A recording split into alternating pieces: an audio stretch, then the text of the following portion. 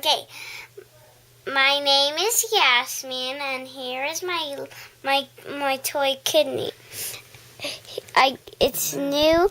It's new, and I got it from the Cool Robot place. And first, when you go pee, first you have to drink lots of water. And the water goes in this tube, and then it fills up the whole kidney, and the pee comes on these two tubes, and then it will come out of your body. Here is the stitches of it, because no one wasn't going pee, so we had to take it out, but it's just fake. Now cut it. No, I have questions.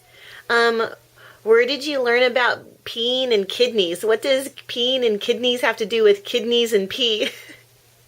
Because I know now what happens to the water and pee. Well, what happens? I don't understand. Please explain it. First you drink water, and then it goes down your throat to your heart, your stomach, then it passes your stomach, then goes into this tube and fills up all of